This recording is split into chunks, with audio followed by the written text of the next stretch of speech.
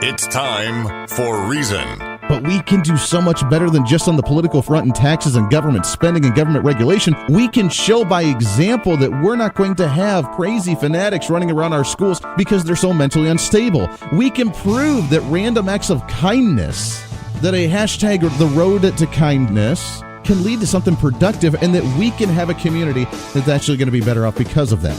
This is the Voice of Reason with Andy Hoosier. Then I'll get on my knees and pray. We don't get fooled again. Don't get fooled again. I know that you look forward to the weekend every single day, and we're one day closer because today is the day that I think we can begin some of the celebration. It is a pre-Friday celebration. It is the pre-Friday Eve, whatever you want to call it. Welcome into the Voice of Reason. It is a Thursday morning. It's great to have you along, broadcasting live from the heart of the nation, right here in Wichita, Kansas, all across the Mid-America Network, right here on the Big Talker KQAM, also simulcasting on KGPT, channel 2610. Welcome aboard, and it's great to have you along. 316-721-8255, 316-721-TALK. If you want to join into the program, so much to get to today, as we say that every single day, but I literally have, if you look behind me sometimes, if you're watching the Facebook Live, watching TV, if you look behind, I always have this stack of papers down below the desk. I have all my binders. I have my entire desk in front of me filled with papers because there's always so much to talk about, and then we never get a chance to get through half of it. So let's go ahead and jump into it. At the bottom of the hour today, in just about 20 minutes, we're going to play our interview we had yesterday with Dave Trabert. She's also known as Gidget Southway in the state. For you in the western part of the state, you may recognize that name as well. She's also a writer for The Sentinel, and we will chat with her. We'll play that interview coming up at the bottom of the hour. Today at 8 o'clock in the third hour, Dave Trabert with the Kansas Policy Institute going to join us. They have a special announcement with some special goodies, and we're going to be giving something away today as well. So stay tuned in for that in hour number 3 with Dave Trabert from the Kansas Policy Institute talking about the state budget and some of the legislative issues happening in Kansas right now. I'd like to start off with this, though, this morning. Every once in a while, I don't get to do it very often because I'm just a busy guy, but every once in a while I like to actually flip through an actual hard physical newspaper. It's very difficult that I actually get a chance to do so, but when I do get to, I like to enjoy it. Usually I go to the online websites and get to look at the stories there and print them off and then do my show prep and my research that way. But every once in a while, I get to open up an actual hard copy of a newspaper. It's kind of nice, and it's a little refreshing. It's like, you know, kind of a nostalgic kind of moment. And I opened one up yesterday, and this is what I saw. And if you're watching, you can see the page here. It is "Don't Support the Serve America Movement." Show of hands, how many people actually know what the Serve America Movement actually is? This is what the page has. It's a full-on page ad. And it says paid political advertisement at the top. It's from the Wichita Eagle from Wednesday. And this is what it had to say. Sam is not for you. Sam, the Serve America Movement, Sam, is not for you if you agree with the following. The current two-party system is working well for the United States. My views and priorities are represented by one of the two parties. I'm proud of today's political leadership. The current parties attract the best people and generate the best ideas. Now, you already are starting to get a sense, right, of they're being a little sarcastic.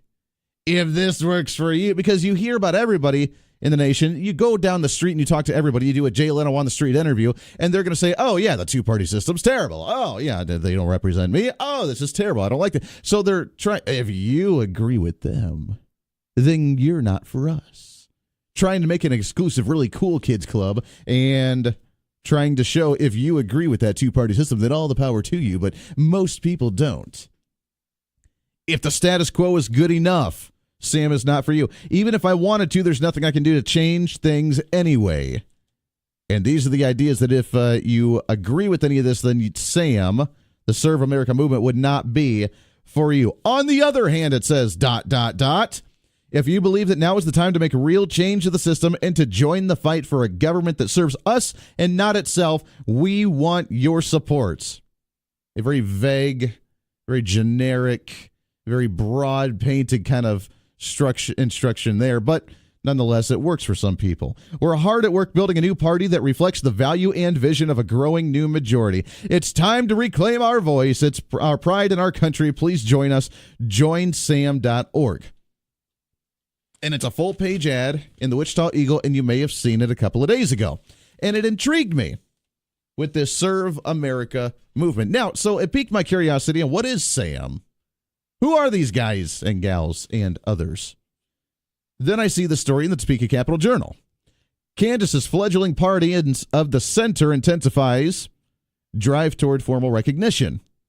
Founders of a centrist political group in Kansas collected signatures to place candidates on the November ballot, joining forces Wednesday with a new Denver-based organization launching a state-by-state campaign to break a self-interested stranglehold the two parties maintain over government. The Party of the Center is the political party which emerged in Lawrence among frustrated Republicans, Democrats, and independents, agreed to the partnership with Serve America movement to gather 18,000 signatures by June 1. A grassroots effort has secured thousands of signatures on behalf of the Party of the Center. It is an independent organization, an independent group, trying to be an independent third party. Now, if you remember, if you look at across the nation, there are 288 different third parties, quote unquote, or parties in the United States. Some of them local, some of them regional, some of them even nationwide. But nonetheless, there are hundreds of third parties in the country. And this is the new one, the wannabe independent movement of uniting to become a third party where Democrats and Republicans and independents all come together as a one happy little family, hold hands, sing Kumbaya, and they're able to move forward to change the political system, and they're going to change the two-party iron grip that we have in our government, right? Let's play a little game. And I want to play this for the next 20 minutes or so. Your thoughts at 721-8255, 316-721-TALK. I want to play the game on over and under on how many votes they're actually going to get in the general election. My guess, we're going to start at 5% of the votes. Over or under at 5%. 316-721-8255. Political parties do not do well unless they're in the mainstream. That is the reason. That is the realistic vision of what we have in the system. We have a two-party system today. I'm not saying I agree with it. I'm not saying it's a good thing. I'm saying that's the reality of our political system today. We have a two-party system. And from what I've heard here, having Republicans and Democrats and independents and libertarians or whoever else wanting to come together, what's going to be their platform? Now, according to their campaign slogan here, I have no idea, other than the fact of, if you're tired of the two-party system, come and join us. That doesn't solve anything. What's your stance on the issues? What are you going to do about safety at schools? What are you going to do about tax rates and spending at state budgets or federal budgets? What are you going to do about international affairs and trade? What are you going to do about agriculture? What are you going to do about technology? What are you going to do about, it goes on and on and on. What are you going to do about these things? As an active, engaged constituent like you and I are, we want to know exactly where you stand. We want to show, we want to have some kind of proof that you're going to fight for those values, and we want to see you do so continuously. Not, on the other hand, if you believe now is the time to make a real change. What is this, a Barack Obama slogan? Yes, we can. Hope and change. What are we going to do about it? If you believe now is the time to make a real change to the system and join the fight for a government that serves us and not itself, that is the most broad, blatant, ridiculous statement that I've ever heard. Do you feel the government represents you? No, of course not. But instead of starting a new party that actually has nothing as a platform, but actually just says we're going to change it, why don't we actually fight to change it? I've always been one, and I know I get heat for this all the time, and we can get somebody on, I'm sure, that'll call and disagree with me on this, but I've been taught from when I started getting into radio and started getting into politics, and I agree with this wholeheartedly, that I was taught that in the general election, party trumps person. It's not the fact that we have the two-party system. It's not the fact that this person may be a goofball or a ridiculous, absurd individual. It makes no difference whatsoever. Party trumps person in the general election, because the party, unfortunately, but realistically, has the money, has the largest voice, has the influence, has the power, and in order for you to change anything, you have to work with the party. Now, if you don't like what the party's doing, then as a member of that party that's supposed to be representing you, it is your responsibility as the voter, as the constituent, as the active, engaged individual to go and change how that party's representing you to where they do reflect your vision and actually fight for you and not for their own self-interest. Because their own self-interest is kind of like a business to where their own self-interest is to make sure they have more people than the other party within their party. So therefore, they're going to try and pander to you and what your interests may be. So they have to be coinciding one and one together. A political party is like a business. It cannot survive unless it has members. The members are not going to be members unless they're actually represented properly within the party. And the only way they know how to represent you is if you make your voice heard and you're very vocal within the party, so that way they can reflect what you're wanting them to do. It works beautifully together. And yes, we should probably have more political parties in the mainstream that can actually get elected. The fact is, though, we don't. And it's never going to change. We have a two-party system. Even all the way back when the founders began to craft this nation, and they said that we should be very wary of political parties, that we should not allow the two-party system to happen because it's a very dangerous situation. True. And what happened? Even before they were done signing on the dotted line with their ink, before the ink dried, we had the Democrats and we had the Whigs. It was a two-party system, and it never changed from there. Oh, what about the Republicans? Well, the Republicans came from the Whig Party when they collapsed. The Republicans rose up as a majoritively, the sole purpose really for them at the time was to try and abolish slavery. And the Whig Party collapsed, and the Republican Party rose from it. They did not grow as a third-party movement. They did not grow from out of nowhere. They were the rising up phoenix from the ashes of the Whig Party when they actually collapsed. We've had a two-party system since the beginning. That's never going to change. Got some calls on line. Stay there. We'll play our over and under here. Sam, will it do anything? With Andy Hoosier.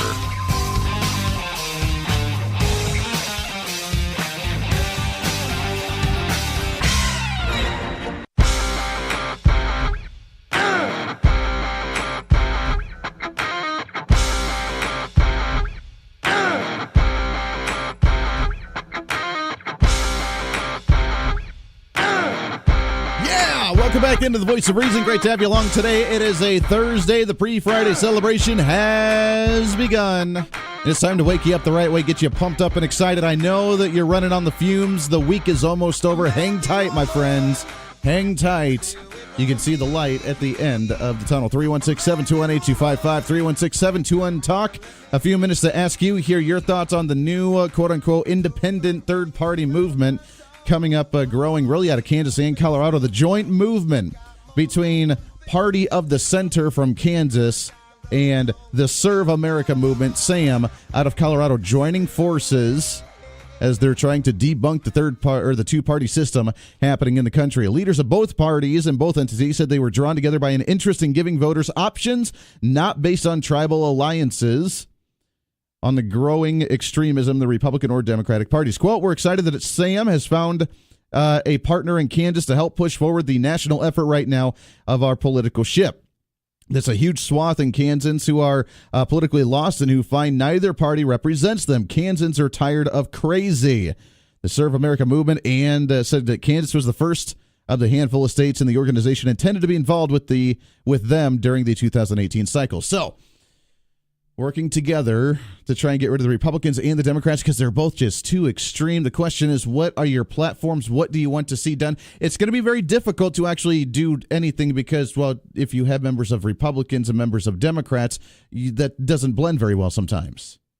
Not to mention the independents and the libertarians that are thrown in there as well. You're never going to agree on anything. You need to have a foundation of principles and of values and of something you're going to stand for other than just we're not the Republicans and we're not the Democrats. When you have that type of mentality, you will lose. Most voters, most constituents, most individuals would say, that sounds nice, but what do you actually stand? They want a little bit more substance. And if it's the moderacy between the two, we'll find the happy medium between the two, and that'll be our position. Then you're going to look weak-kneed because you're not going to be firm on a position. You're going to say, oh, well, we'll listen to Republicans, we'll listen to Democrats, and then we'll just try and find a happy medium between the two. And by doing that, it looks like you're just going to be going with the breeze. It's going to be a populist movement as opposed to more of just a stand firm type of position. And it's not going to work. 316-721-8255. The question is, over or under 5% of the vote in the general election? What do you think here in the state of Kansas? Let's go right to the phone, shall we? Good morning. What's your name? This is Pete. Pete, what's going on, sir? Well, good Friday Eve to you. Good Friday Eve. In regards to this Sam party, since, what you read was awfully nebulous as far as what they stand for, I think we need to look a little deeper and see who's funding these people. Where does their money come from? You know where their money comes from. You know where their alliances are. That's a good point. Where are they going to get their funding? Whether they're going to try and actually go as a purely independent thing where it's going to be the donations and people signing up for the party, or whether they're going to be looking for donations from special PACs or super PACs or that sort of thing. So that's very interesting. And the other side of it, too, is the problem with the Republicans and the Democrats. We know where the Democrats are. They're hard left. Sure. They have been since the mid-'60s. The Republicans, on the other hand, their problem has been they've been infiltrated by conservatives from time to time, like Ronald Reagan, and now to a lesser extent you've got Donald Trump doing a lot of Reagan-esque things. Sure. But the Republicans have always been Democrat-light. Sure. And so if there is a need for a third party, it is a need for a true conservative third party. It is the people who are out there in Western Canada, well, anywhere, who are out there busting their humps, wanting to keep a little bit of more of what is theirs that they've worked for by the sweat of their brow. And I don't care if it's in the factory or the field or in the office. It doesn't matter. You should be able to keep more of what you've earned. Well, that is true. And again, I'm not a fan of conservatives breaking out of the Republican Party. I mean, if we have issues with the Republicans, which obviously we do, then I see it as the rally cry to fix the Republican Party from within. And not only that, but start bringing more back in. We need to bring in my opinion, we need to bring libertarians back into the Republican Party. We cannot kick them out the way that the establishment moderate Republicans have done by anybody that stands on a principle for them to be kicked out, to be squeezed out of the party and say that there's no room for them. And the libertarians saying, you know what, we're just going to go do our own thing. I do not like that. Conservatives and libertarians, the two ideologies that really stand on a principle and do not like to waver from that, need to unite. We need to get over our little bitty differences, which we can bicker about once we actually have a voice again. We need to unite and fix the Republican Party by mass numbers and start squeezing out the establishment types, and then we can have our party back. Well, the only thing is when it comes to conservatives and libertarians, nothing against our libertarian brethren, but they tend to be very socially liberal. They do. They're fiscally and they're economically and as far as foreign policy, they generally tend to be more in line with conservatives, but socially they tend to be very liberal. Exactly, but I think it's still. I still think no, go ahead. You got 10 seconds. Go for it. As a conservative, you're conservative across the board, and that's something where libertarians and conservatives won't gel together. We'll gel together. No, I completely agree, Pete. I appreciate that. And I would say that with those social issues, let us bicker about those after we have our country back on track. We're growing. We're out of debt. We actually have a solid military again. We're strong, and then we can actually be a substantial country. Then let's bicker about the social issues. We got to do it in stages. Sam, by the way, according to their website, says that it's completely funded by your contributions. Take that as you will.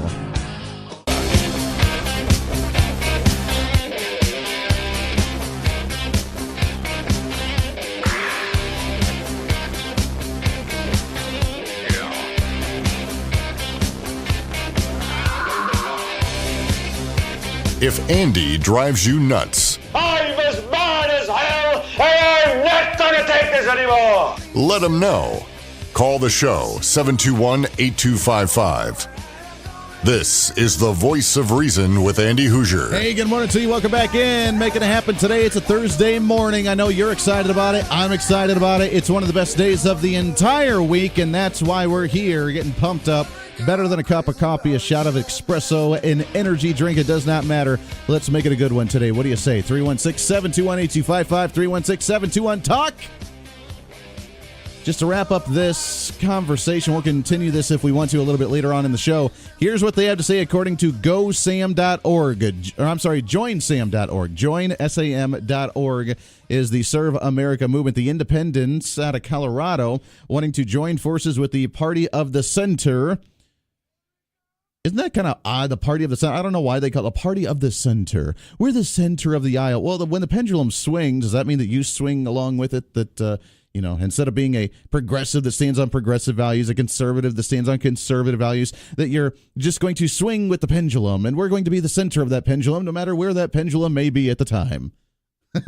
I'm pretty sure that a lot of people won't actually support that because, well, they actually have values and some type of ideas that they want held to, and they want to stick to their guns a lot of times when there's an issue that actually happens. But nonetheless, I got on their website, and who we are under their contributions. We depend on people like you to keep our movement alive, whether it be by becoming a member or a SAM leader or by monetary donations. Any contribution along with our path is hugely appreciated. So it sounds like they actually are self-funded and then they have their whole panel of who we are on their board. So it is a growing movement with independents, and we'll see how well it actually works out for them. I want to shift gears a little bit. We chatted with Dave Trabert yesterday. She is also known as Gidget Southway, writer for The Sentinel, the conservative online media outlet in the state of Kansas, holding government and media accountable and talking about some of the legislative updates happening in Topeka. This is what Denidre had to say yesterday on The Voice of Reason. So on the phone with us to talk about what she's heard from the latest up in Topeka.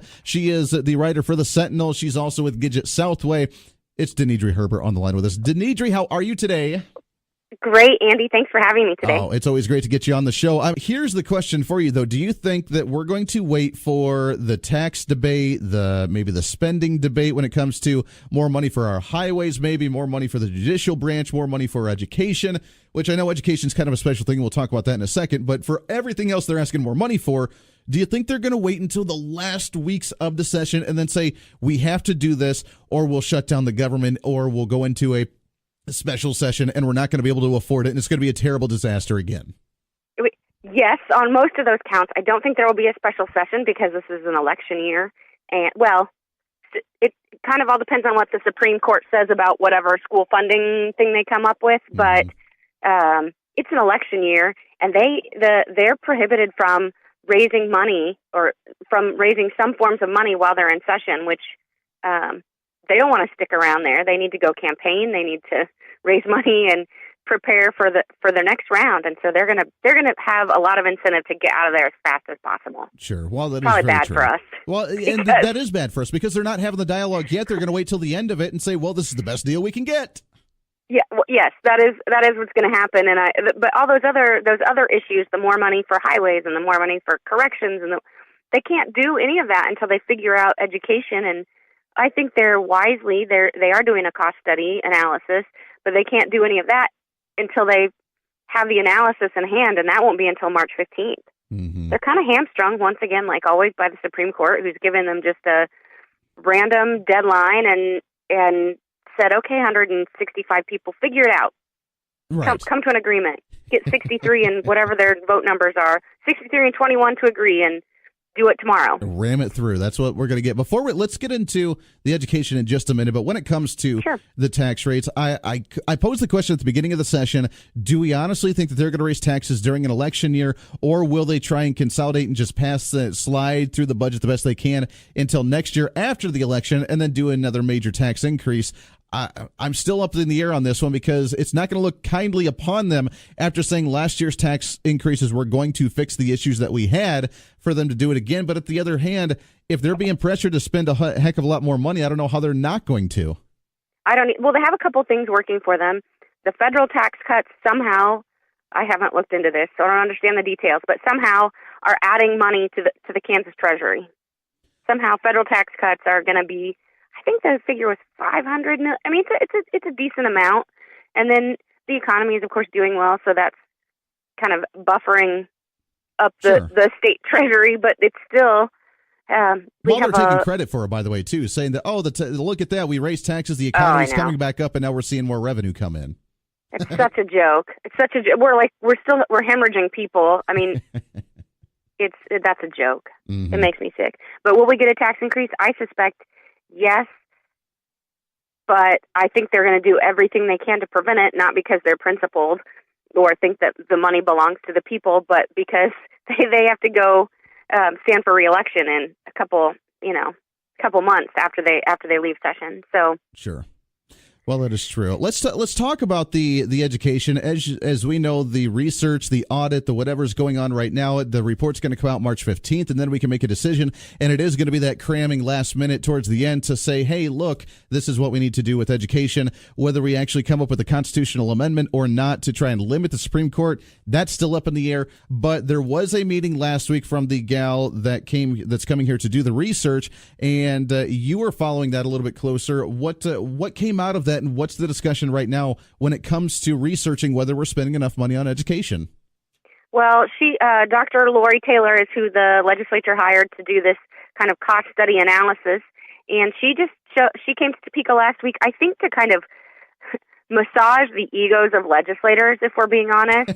Like, I do think that's why. I mean, she went to KU. She's a doctor of economics. Before she arrived, I can't remember, from some distinguished university, but she spent her whole life studying school finance and how it's playing into the economy. And before she arrived, I think it was the Democrat, circulated a memo about basically discrediting her from one judge in a lawsuit. She did kind of the same thing for the state of Texas. She studied their funding and said this is what it would take to meet these standards that you're trying to accomplish. Mm-hmm. And the one judge said some kind of harsh things about her research, in his opinion, which most of his opinion was overturned by the Texas Supreme Court. And he even admits, that judge is retired now, he even admits that the Supreme Court didn't like what he said, which basically a large part of his opinion was kind of not saying nice stuff about her for no reason. Anyway, so the legislature, before she's told them nothing about what she's found in her research. She's still gathering data and still conducting the research. She just told them how she was going to do it and kind of what her process was. They went out of their way to try to discredit her before she's put a single pen to paper. It was really kind of unfair. I mean, how can we have this conversation about what it costs to educate our kids if they discredit somebody before she's ever said anything?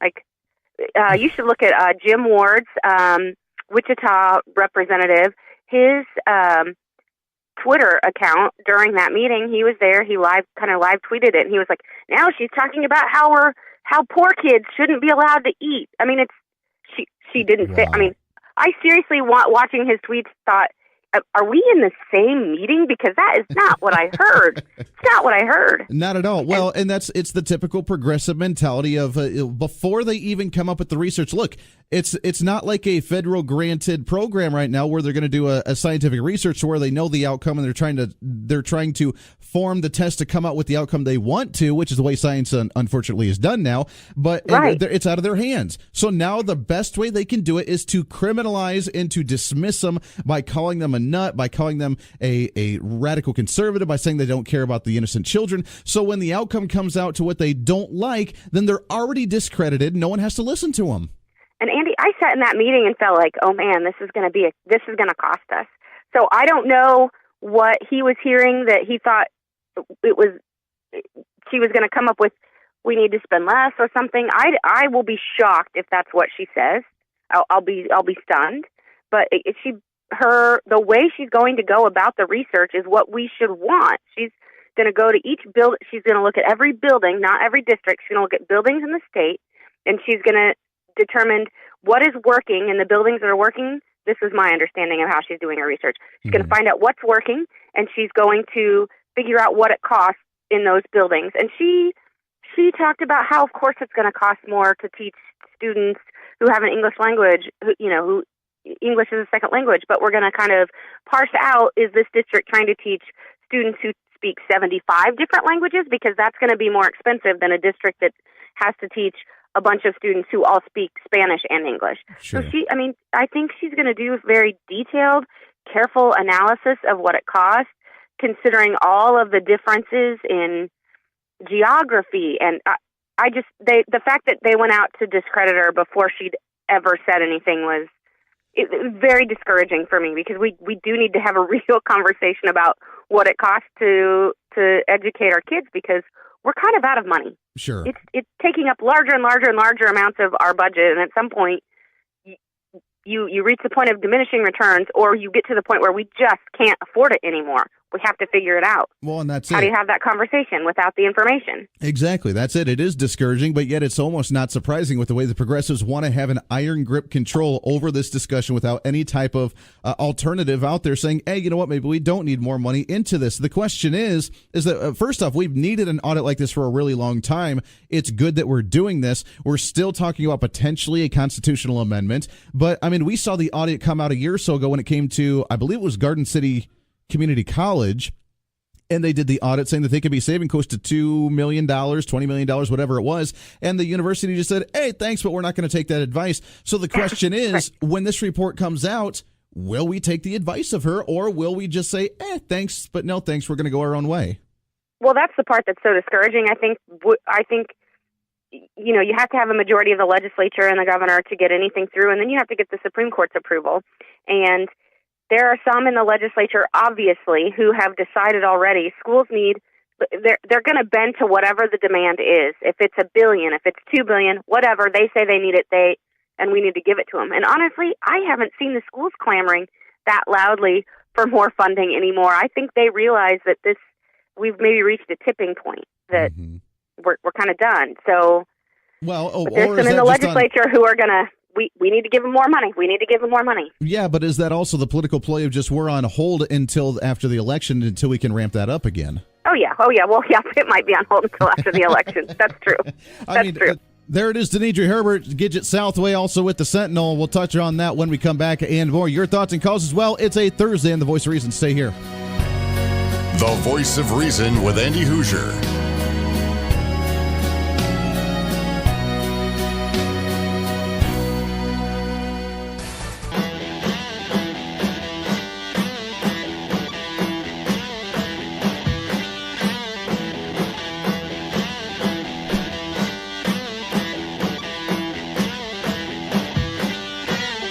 Wrapping up hour number one. Welcome back into the Voice of Reason. Great to have you along today. Making it happen. Advancing conservatism. Doing the thing every single day. 316-721-8255. 316-721-TALK. But it's time for the news with Rick. Stay tuned. Stay tuned.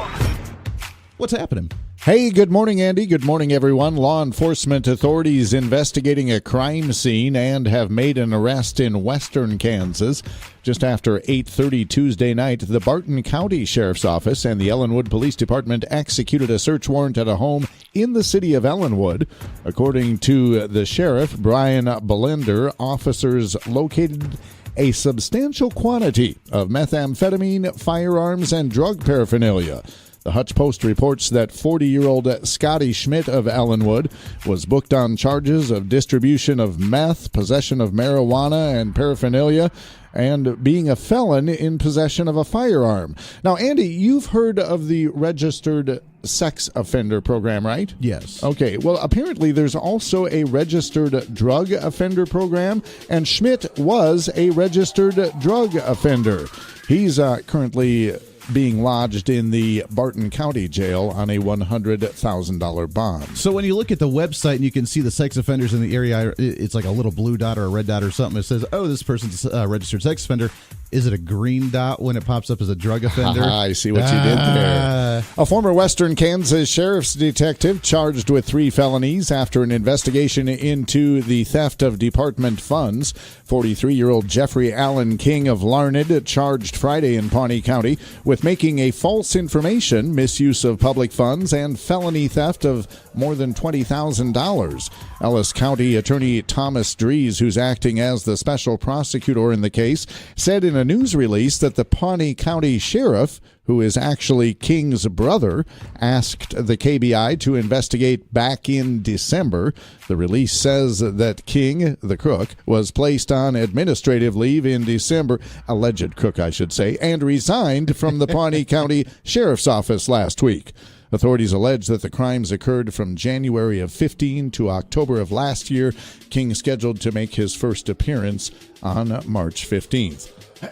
Excuse me. I like the alleged thing. Yes, well, allegedly. Yes. I mean, they could be alleged drug people as well with green dots over their cars. Perhaps you've seen pictures of this on the internet. Authorities say a naked man has been arrested in Missouri after fleeing on an all-terrain vehicle and driving the wrong way on an interstate. Go, buddy, go. Police say the man is suspected of being under the influence of drugs. You think? He had the green dot going over the ATV. Oh, my. The chase began on this past Sunday with the man eluding officers in a field. After finding a break in a fence, the man made his way onto Interstate 435 in Greater Kansas City, where he occasionally drove into oncoming traffic. He was captured after exiting the interstate. One witness told KMBC TV that she thought she was dreaming when she saw the spectacle unfold. While she had a green dot over her as well. I'm dreaming, man. Is this real? She was on her way back from a basketball tournament with two boys in her car. Police acknowledged it might be comical, but they were a little bit stressed, and it was a very dangerous incident. You're making this too easy. Stop it. That's the news. I'm out of here. I was really stressed. And that's the news. I needed some dreams, and the dreams came, and look at what I saw. I saw a naked man on an ATV. There you go. That's the that's the news. It just makes the world just too easy. I'm noticing a trend in society today with the major news happening with green things being involved into it. All right, wrapping up hour number one. When we come back, hour number two, we got a lot to get to. I want to open up lines to you on a certain issue that I don't know quite how to feel about it. It's kind of an interesting topic when it comes to one of our local school districts and what they're doing. Yesterday, we talked about the happy-go-lucky story from Andover schools on the road to kindness, the path to kindness, trying to do the random acts of kindness in the community to make the community a better place, and we can start showing that we're happy and not full of a bunch of angry gun-toting, so on and so forth, that try and do school shootings. And it's a great movement. There's another school that's trying another alternative way as well to try and experiment with keeping the children happy and calm and relaxed, so that way we don't have any types of issues rise up in our community. So we'll talk about that when we come back. Lots to get to. Your thoughts and calls as well. Everybody on the western part of the state, have a great day on a Thursday. This is your show. As always, it's time to speak up, speak out, speak loud, speak proud, speak the truth, and always speak some reason. This is The Voice of Reason. Hour number two coming up in a minute. Stay here.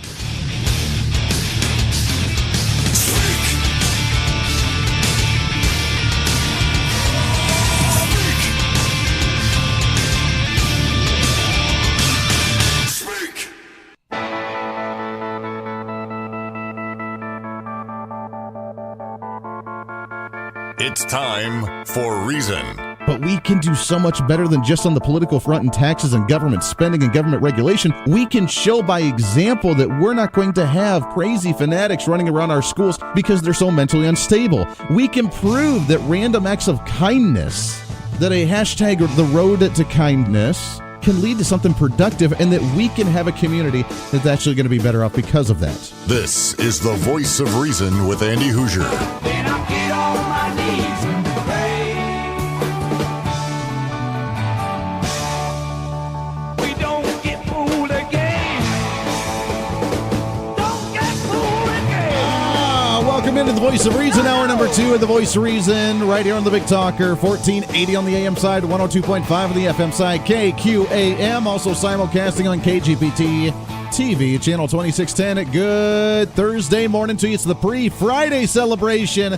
It's the day before the celebration. You've worked hard all week. You see the light at the end of the tunnel. Let's make it a good one. Let's get it pumped up, excited, ready to go about today. It's better than a cup of coffee, a shot of espresso, even an energy drink right here on The Voice of Reason. I appreciate you very much hanging out with us, and good morning to you. 316-721-8255, 316-721-TALK. If you want to join in, coming up in hour number three, we have Dave Trabert with the Kansas Policy Institute. He'll be joining us. They have a big announcement. They've been working on a project for a very long time, and I'm really excited about what we have coming up on the show in an hour from now. So stay tuned for that. Do not go anywhere, because it'll be a lot of fun. But I do want to ask you something for this hour, and I'm going to need your support. I'm going to need your help on this, because Yesterday, we talked about the good news in the community. We tried to start off with a positive story. We had the Andover School District with the children that were actually wanting to do something in a good way, do the random acts of kindness, the hashtag Road to Kindness. They were talking about trying to make the community a better place and say something nice to someone every single day. And trying to do something nice. And, back in the day, that was normal. It was a normal thing. It wasn't an additional effort to go out of your way to say something nice. You just did it. Now, I was not alive at this time, but some of you may remember back in the day when you would walk down the street that you would say hi to everyone that you went by. That when you drove by somebody that you would wave at them as you drove by them, because that was just the common courtesy. It was just the times. People were happier. People were more relaxed. And whether it's because society where we're so uptight, so frustrated, so angry all the time, we got to get something done. We're so driven that you better get out of my way or else I'm going to be mad at you. Either get it done or I'm going to be really upset with you. And we live in this world to where we're so uptight all the time. And I'm not saying, dude, relax. I'm not one of those because I'm driven. I'm driven myself. I want what I do in my daily life, whether it's spending time with my family, whether it's working, whether it's talking politics, whether it's being on the radio, whether it's doing the operational program. I want my job, my day, my life to always grow and be perfect. I want to try and make that perfect and streamline the best that I can. I want to soak up every single second that I can with my 3-year-old daughter because she's not going to be 3 forever. I want to make these stations as the program director, operations manager sound as tight, as smooth, as clean as possible because I take value into what I actually put effort into. When I come on the air for 3 hours a day, I want this show to be so good that everybody's like, I can't go into work today. I can't. I'm sitting in my car. I'm sitting in the parking lot. I'm waiting because I want to hear what Andy has to say. I want that to be my product because I want to put that effort and emotion into it. And everybody should be doing that. I'm not saying that we shouldn't be completely relaxed and not give a crap, although some believe that, but I'm not one of those. But at the same time, we need to let things go sometimes. And maybe that would help out with some of the tension in society and in the community as well. Whether it's the race relations, whether it's the gun debates, whether it's the safety at the schools, whether it's the bullying, whatever it is. Let it go. We need directed energy, to put it nicely. We need directed energy. We can't just lash out, build it up, bottle it all up, and then just explode. We need to direct it towards something. When I was taught as a kid that when you get frustrated, you do something about it. When you get frustrated about a situation, instead of just lashing out and having the explosion happen and just going off on everybody in sight, then you direct your energy to either fix the situation or you jump headfirst into a project. My parents, whenever they were frustrated, my dad especially, when he was frustrated, he would go and work on a construction project. He would go and work on rebuilding the car. He would go and work on whatever. Go splitting wood. Go do something because it would exert the energy, gives you time to think, and then you can actually come back with a somewhat reasonable response to whatever's frustrating you. But he needed to keep his mind busy, and I kind of learned my ways from that. My father-in-law as well. Both sides of the family, they really do that. When you get frustrated, you know what? All right, I'm going to go out in the garage and I'm going to work. You know what? I'm going to go change the oil in the car. You know what? I'm going to go split wood. You know what? I'm going to go work on some kind of the home remodel that we're in the middle of. Whatever the case is, I'm going to go do something that takes my mind off it, and I'm going to do a craft. I'm going to do a project. Because you get better at that project, you enjoy that project, and then you actually get better at it, and it leads you on down the road as well. That's what I was taught as a young age, that you do something. Nowadays, nobody knows what to do other than go and play video games, other than go and listen to music, other than go and do drugs. Whatever the case is, they explode, they build it up, or they just hold it in, and then they lash out, and then you hear the person that's just angry all the time.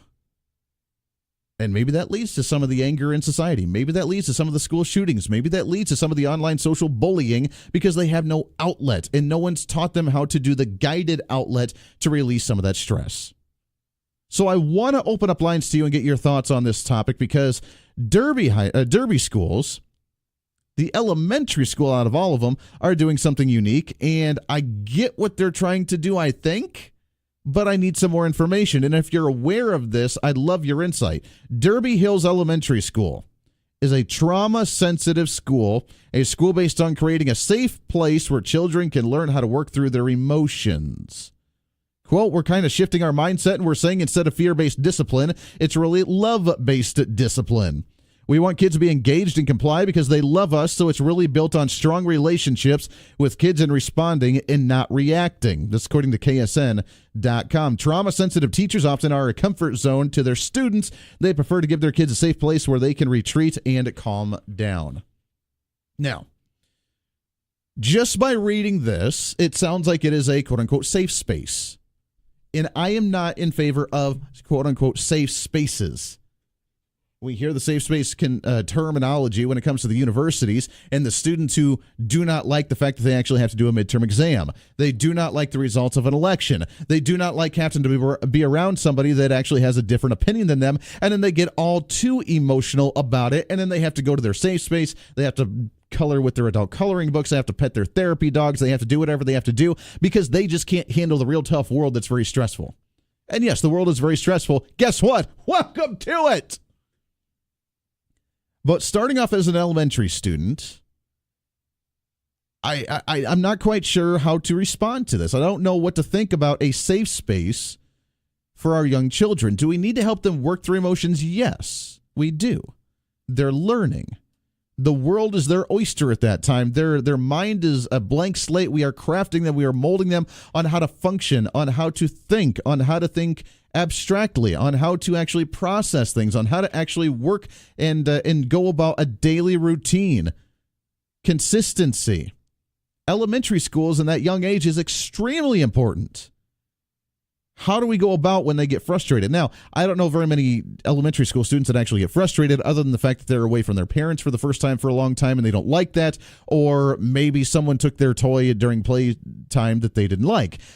I don't know what else they could be really upset about, but a safe space to process the emotions. In my humble opinion, and this may be controversial, it may not be, I don't know, we become too emotional in society. We become way too emotional.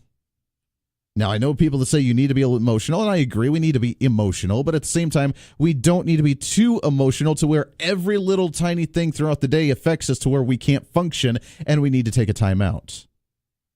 If someone says something critically at you, or criticizes you, or takes a shot at you, or says something that offends you, quote unquote, we do not need to spend the rest of the day in therapy talking about it, trying to work through it. You need to buck up, grow a little bit thicker skin, and move forward with your day. I mean, I put myself out every single day on the radio. If I get someone that says, what did they say? You're a dorky-looking jerk on social media, or call and say, you're an idiot, I hate what you say. You know what? I'm going to have thick skin and be like, I don't care. You know what? That's okay because I have other people that agree with me. I have other people that disagree with me. There's no problem there. You can never make everybody happy. But nowadays, I'm a Trump supporter. Oh, I need therapy. I can't believe that we have a fascist living. You remember those comments? At our universities. I mean, these are the kids that are, quote unquote, that are 18, 19, 20, 21 years old. And they heard the fact that one of their students, one of their peers in the dorm rooms, in their classroom, supported Donald Trump. And they tried to email the professor saying that they could not take the test because they were distraught, they were emotional, and they could not fathom the idea that there was a fascist among them. That there was a fascist that they actually knew because they were a Donald Trump supporter, and they needed therapy, and they wanted to get out of their midterm exams, and they wanted to miss classes because they could not deal with the fact that there was a Donald Trump supporter. Is that what we're going towards? And again, I don't know enough about this project, which is why I want to open up the lines to you and see. And maybe this is just, hey, wait a second. If you're frustrated, let's stop. Let's process this, and then let's move forward kind of thing. And if that's the case, okay, we need to teach our children how to do that. But at the same time, I don't know about the safe space area of, okay, take a time out. I'm frustrated. I'm going to go in the corner. I'm going to miss the class. I'm going to miss whatever, and try and teach them to be very emotional whenever something upsets them, because we become to the point to where everything upsets us, and then we'd never be very productive in society. Quote, overall, our behavioral data for the last 4 years is incredible. When I first got here, meaning the principal, I've had over 500 office referrals in 1 year, and right now we're sitting at, for the year, less than 200.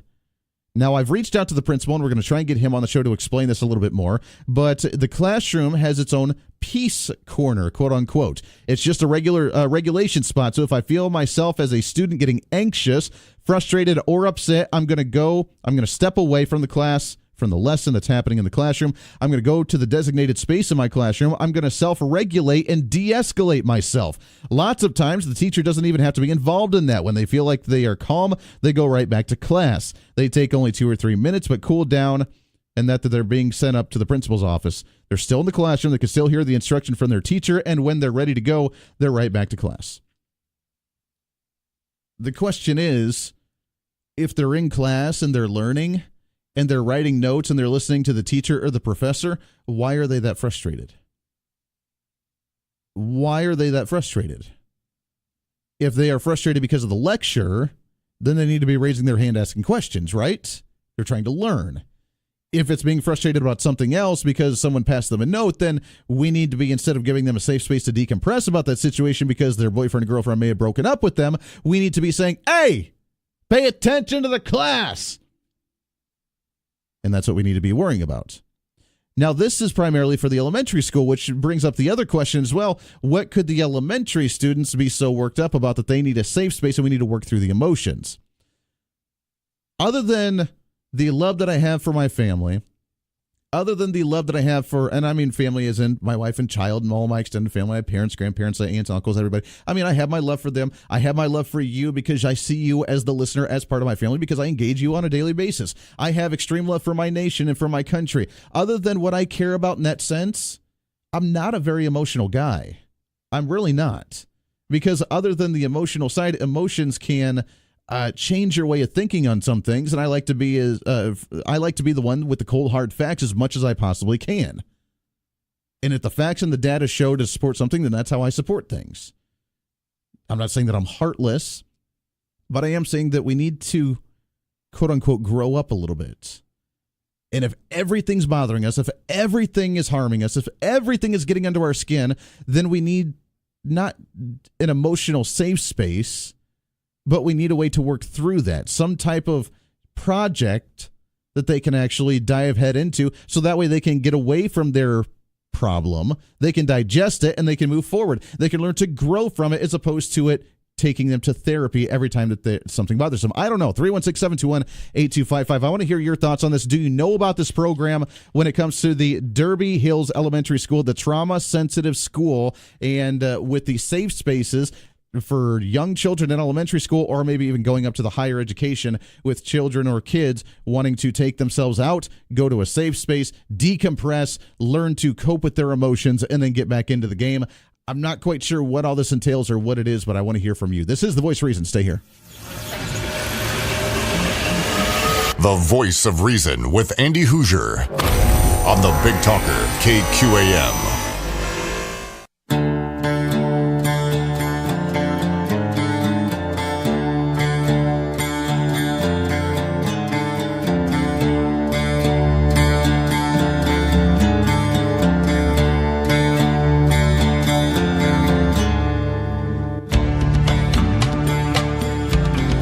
6 minutes past the hour. Welcome back into The Voice of Reason. Great to have you along today on a Thursday morning. We love that very much. Appreciate it. 316-721-8255. 316-721-TALK. The question stands right now.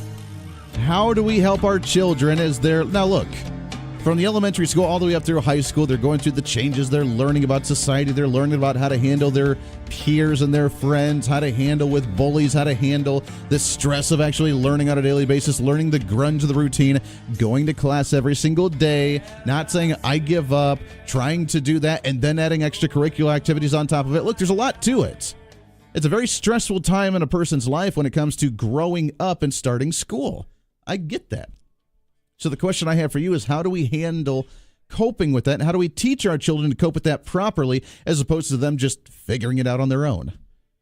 And one school with the Derby Hills Elementary wanting to create the safe space for them in that sense. Is that the good idea? Is that the best way to go? Here's what they have to say. It's kind of a gradual release of responsibility.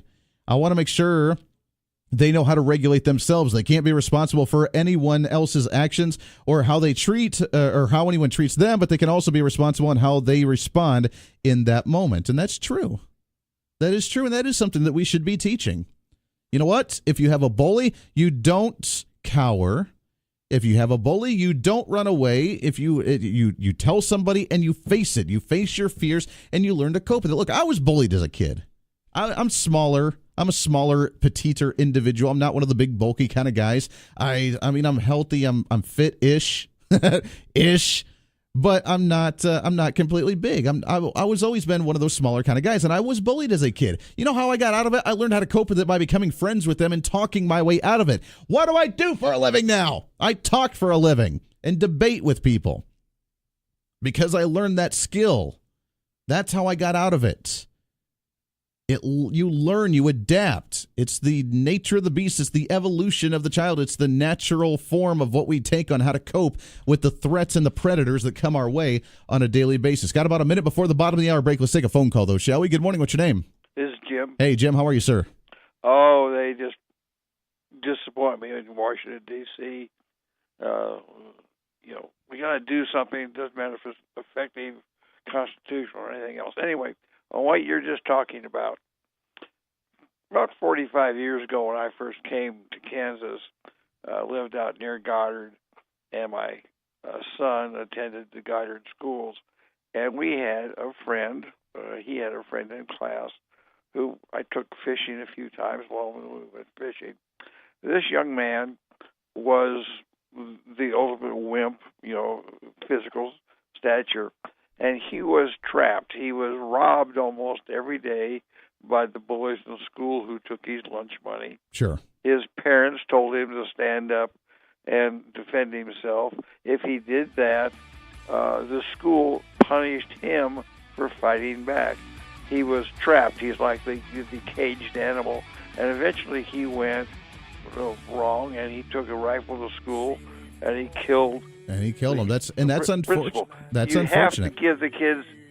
Well, you know what? They have to have an outlet that works. That is very true. Jim, I hate to cut you off. We got a bottom of the hour break here. I hate to cut you off, but that's a really great point, and I want to touch on that when we come back about being able to stand up for yourself, because you're right. Nowadays, if you do respond to defend yourself, then you get in just as much trouble as the bully themselves, or more so. We'll touch on that when we come back, because that's a really important part to this.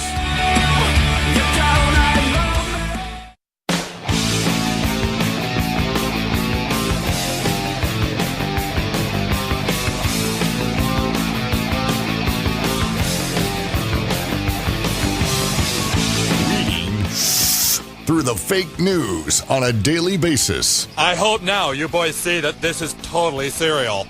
The Voice of Reason with Andy Hoosier. Welcome back into the Voice of Reason, making it happen today on a Thursday. Appreciate you hanging out with us today very much so. Coming up in a half an hour, Dave Trabert of the Kansas Policy Institute going to join us. Looking forward to chatting with him as we do, usually about once a month or so, right here on the airwaves. 316-721-8255, 316-721-TALK. Jim brought up a really good point.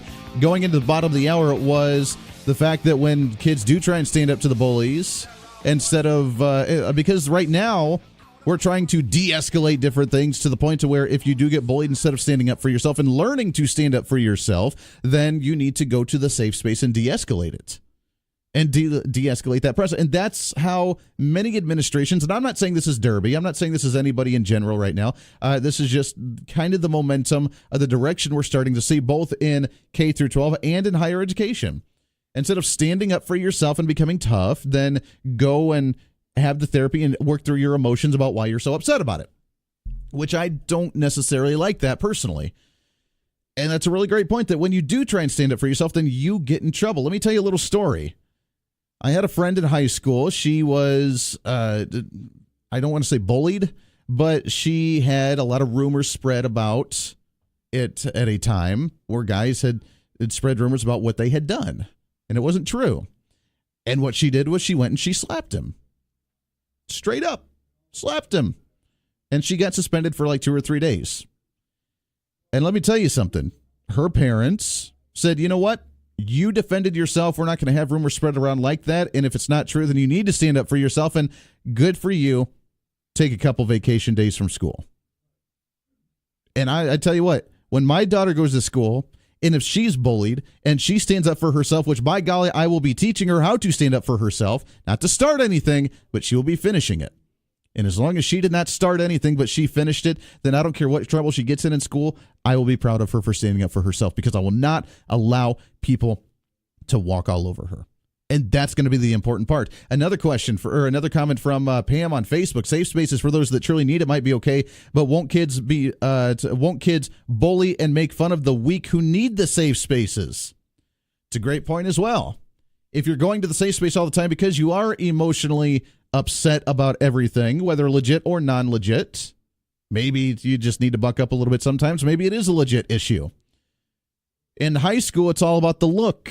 It's all about the appearance. In middle school, you're starting to learn about the look. You're starting to learn about the appearance. You're starting to learn about how to be cool and what to do and what not to do and how to be hip and how to look for the rest of your peers in order to be able to move. It's all about the trends. It's all about the fads. It's all about the popularity.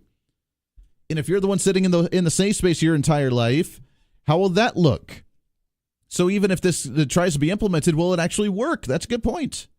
Will it actually work? Because the mentality is, well, I'm weak and therefore I'm going to be in the safe space the entire time. So the bullies know that I'm mentally, emotionally weak. And number two, everybody's going to look the other way because they know that I'm just going to be a basket case whenever something happens. That may not be true, but that might be the perception of if you go to the safe space all the time. So that's a really good point as well. 316-721-8255. Your thoughts on this? How do we try and educate and teach our children to move and grow from our emotions, grow with them, instead of trying to ignore them and process them every time and go to a safe space?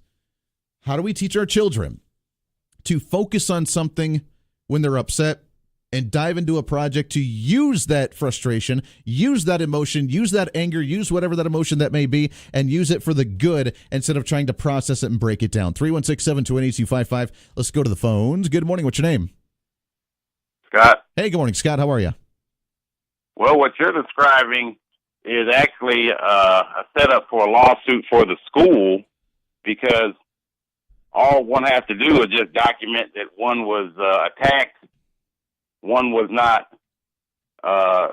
able to get any type of help as far as being secure in a location like a school, and so therefore you can say, since I could not get any security from the school and I defended myself, and since you want to try to punish me for that, then I'm also going to sue you for failing to secure my person.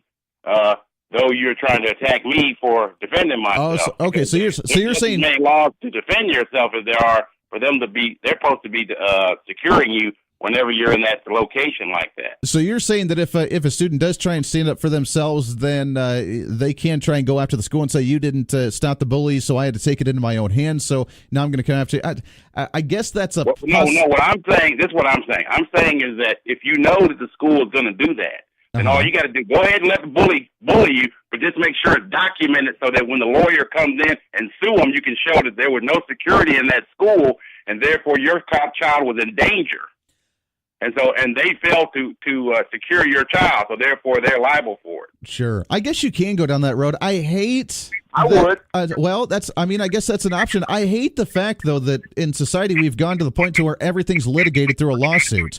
I mean, when did we change to where we can't just handle it ourselves and just say, you know what, hey, you blocked me, I'm going to clock you, and therefore we're going to be best buds after that, because that's just the way we work. If you try and bully me, I'm not going to tolerate it. I'm going to stand up for myself so you don't bully me. You're going to respect me a little bit more, which is what bullies actually want, they want that respect. You stand up to them, and then it's over, and it didn't have to be escalated anywhere. I mean, I hate the fact that there has to be lawsuits everywhere, wherever we step, and we're so scared of crossing that line that a lawsuit's going to happen.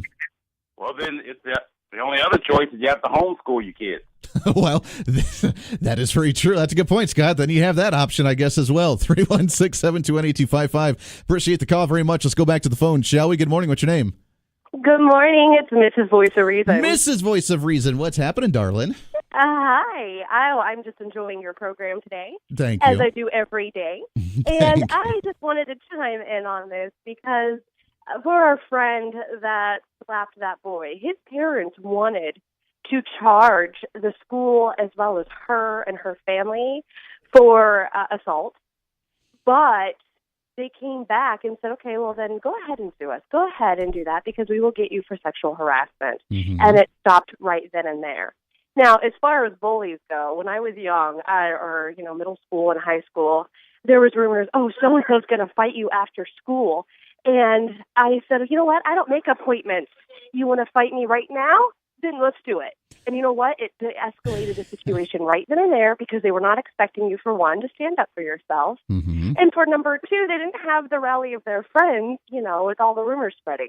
So by standing up and using their words, it didn't go anywhere. Nothing ever happened, but it stopped it and it nipped it right in the bud. And instead of being scared of it and running and saying, I needed a safe space to decompress the situation, you threw them off their guard. Because you're right, when you stand up to a bully, then they don't want to bully you anymore because then they all of a sudden respect you. And you got to have that respect in life. And it's not just kids and bullies. It's in the workforce when an employee tries to micromanage you or tries to bully you into not getting a promotion, going up the corporate ladder, or the boss that likes to micromanage and try to intimidate you to do everything that they want, or whatever the case is. You got to stand up for yourself in everyday life. At the grocery store, if someone's knocking your cart over because they want to get the food before you do, you got to stand up for yourself, or else you become the quote-unquote weak, and you're going to fall behind in society.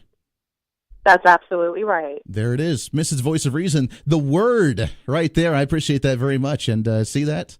I think we're on the same team. We make that happen. That's the way we roll right there. 316-721-8255. Let's go back to the phone, shall we? Good morning. What's your name? Hey, good morning, sir. It's Drew. Drew, how are you, sir? Outstanding. Good. Andy, I wanted to ask you a couple of questions. And these are kind of questions people can ask themselves for their own jobs.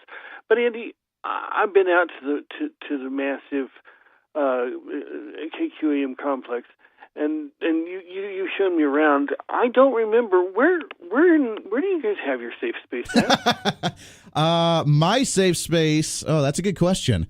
My safe space, if I had one, would probably be somewhere in the basement in the corner somewhere. Okay. Yeah. Who's your on your staff? Who's that esteemed counselor that you guys keep around? Well, I am the political therapist around here, so I guess I could be the employee therapist as well. Okay. And what happens when you get people like, I don't know, when Rick comes in and looks at you and says something like, Andy, your show kind of sounded like you phoned it in today or something. Who is it that it helps you with those professional bullying kind of things? It is a very mentally exhausting thing. But you're right. I don't have. Maybe I should start fixing that, because we don't have the therapy that we need for our safe space here at Steckline Communications. Yeah. When one of your sponsors on your show or one of the advertisers calls up and wants to read you the riot act about what their responses they're getting are, who is it that gets on the line and tells them that they can't call back for 3 days? Mm-hmm. That's a good question. We don't have these things. Why would we teach our children that anytime that they have an emotional issue, if anybody tries to criticize their work, if anybody says that maybe they didn't do a good job at their work that day, or the fact that maybe they got criticized in any way, shape, or form, or even the fact that they got a text at work with their significant other breaking up with them, that they're going to automatically have a counselor right there to jump at any time? We don't teach our children to be accountable. We don't give them responsibility appropriate for their age. We try and shield them. We try and create schools, special places, and instead what we need to be doing is teaching them that they need to have integrity. Sure.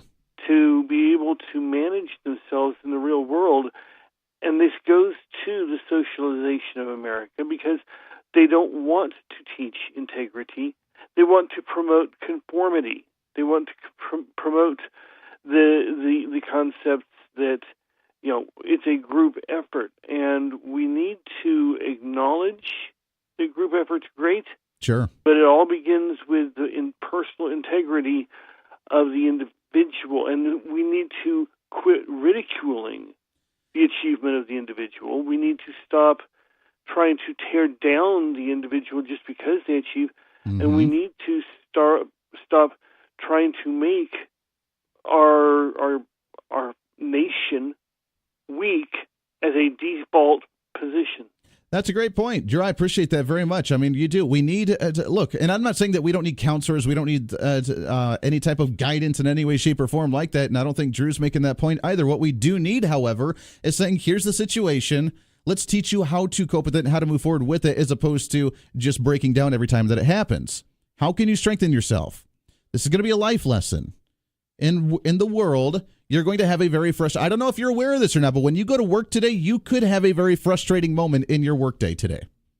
You could have a moment to where maybe you don't enjoy your job as much as you enjoy it on a normal basis. Or maybe you don't enjoy your work at all and you're looking to try and get out and go to a new workforce.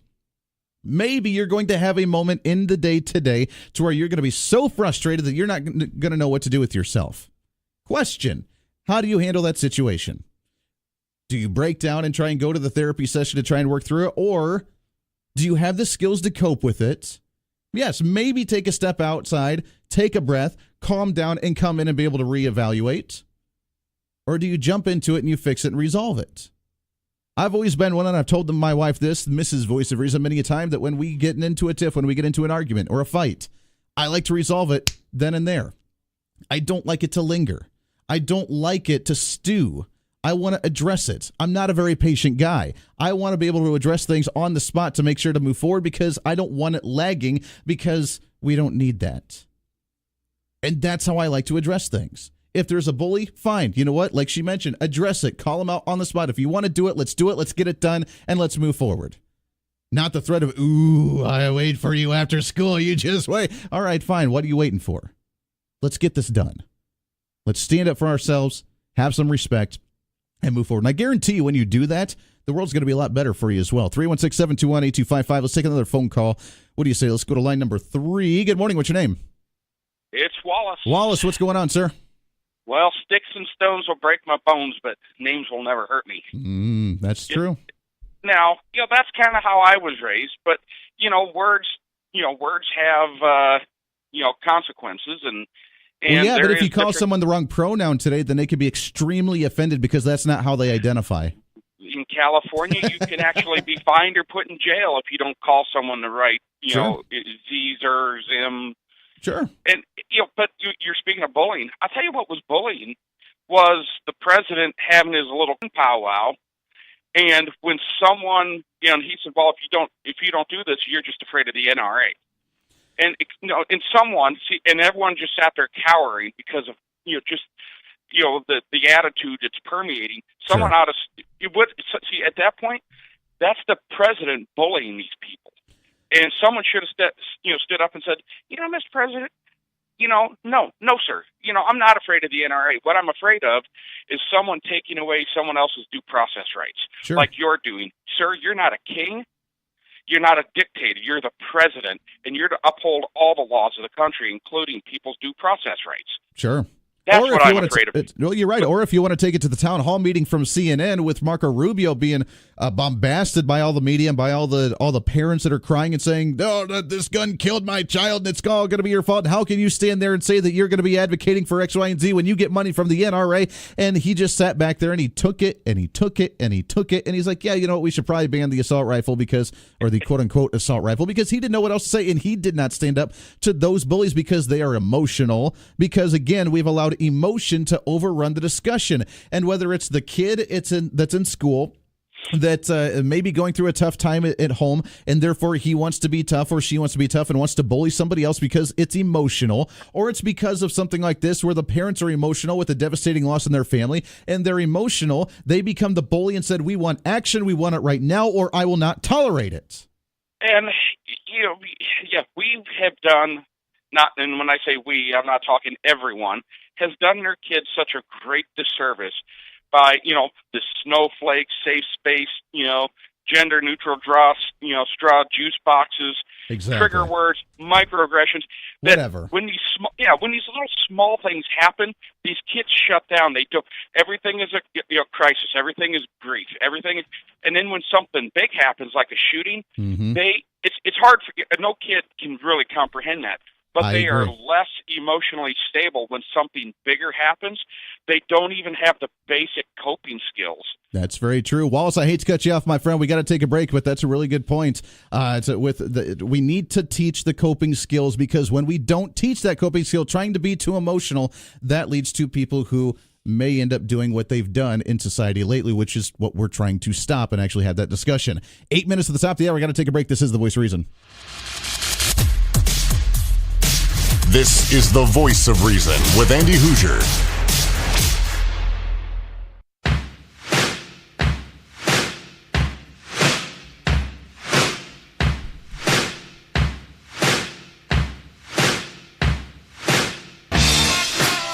Welcome back into the Voice of Reason, wrapping up hour number 2, making it happen. But it's time for Rick with the news. Hey, good morning, everyone. Good morning, Andy. News you won't hear about at the top of the hour. Wichita police say one of 2 teenagers who shoplifted from the Kohl's store on West Kellogg pointed a gun Tuesday night at a Best Buy employee who was trying to help officers. Police called out around 9 o'clock Tuesday evening to the report of a shoplifting at the Kohl's store. When they arrived, they saw 2 17-year-olds fleeing the store and pursued them. WPD's Officer Charlie Davidson said a 31-year-old Best Buy employee saw what was happening and approached one of the suspects. The suspect then pulled a handgun and pointed it at the employee. Both suspects continued to run, but they were eventually caught and taken into custody. The handgun used in the incident had been reported stolen from Derby. The stepmother of 5-year-old Lucas Hernandez gave an interview to KWCH-TV yesterday, and from the Sedgwick County Jail, Emily Glass said the day Lucas disappeared, she put him down for a nap like she always does. When asked directly if she hurt Lucas, she cried and said, "I did not." She said, "I would never hurt my son." Glass also said there were 2 people who were acting strangely outside the home a few days before Lucas disappeared. In a related story, a Wichita police report shows that drugs or narcotics are suspected in the child endangerment case surrounding the stepmother of Lucas Hernandez. 26-year-old Emily Glass has been charged with 1 count of endangering a 1-year-old child who police confirm is her daughter. The police report obtained by Cake News shows that Glass was suspected of using drugs or narcotics the day before Lucas was reported as missing. How heartbreaking. Apparently, they do things a little differently in Ark City. A suspect has been arrested after biting another man's ear. Mike Tyson's in town. All right. That's ridiculous. The Arkansas City Police Department arrested an Ark City man late Friday night in connection with an incident in which he allegedly bit a man's ear. The suspect, 33-year-old Satak Lincoln, arrested after police found a 26-year-old male bleeding inside his home from a cut left ear. Lincoln being held in the Cowley County Jail on at least $10,000. Maybe the green dots above bond. Him, too. That's ridiculous. That's man, I never knew Mike Tyson was going to come visit Wichita. Now I know. Maybe we can get a face tattoo just like that. What do you think? That is the news, and I am out of here. Making it happen, Rick, with the news there. And that's the news. Appreciate it very much, as always. 316-721-8255, 316-721-TALK. Always fun with the news there with Rick, with some of the local stuff happening. When we come back in hour number 3, wrapping up the show today on a Thursday. I can't believe it. This show goes by way too fast. I love the conversation about the bullying, about how to help our children cope, to learn to grow the way that they need to. We'll continue that a little bit as well after the 8:30 segment, wrapping up the show. But coming up in hour number 3, I'm really excited. Dave Trabert, Kansas Policy Institute, going to be back with us, and some big news when it comes to them, as they've been working on a project very, very hard, and we have some goodies that you may get to enjoy a little bit as well. So we'll have more details coming up with that in just a little bit. Also, we've been getting a little bit of updates here and there when it comes to the legislative updates. Nothing new, just to let you know. Hint, hint, wink, wink. We haven't heard anything yet about tax rates, about spending, about any of this. Now, some of it's going to be on hold, as we heard from Denidre Herbert yesterday, but some of it we could be addressing now.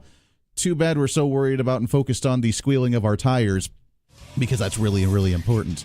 Hour number 3 coming up here in just a minute. This is your show. As always, it's time to speak up, speak out, speak loud, speak proud, speak the truth, and always speak some reason. It's going to be a beautiful day. It's the kickoff to March, which means 16 days until St. Patrick's Day. I know you're excited just as much as I am. Hour number 3 coming up in a minute. Stay here.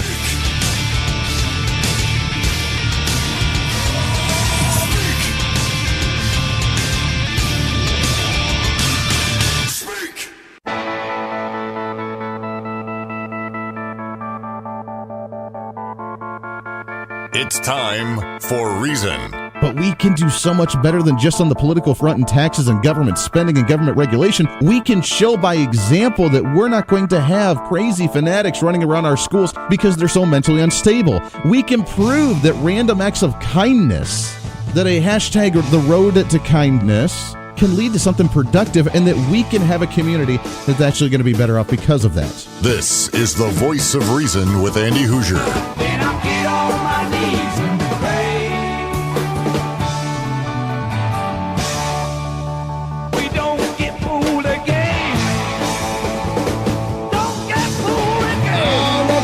Voice of Reason, hour number 3 of the Voice of Reason right here on the Big Talker, 1480 on the AM side, 102.5 the FM side, KQAM, along with KGPT. Welcome aboard. Great to have you along. Great to be with you today. It is a Thursday. The pre-Friday celebration has officially begun, and we are excited to see the light at that end of the tunnel. It is the beginning of March. We are officially 16 days away from St. Patrick's Day.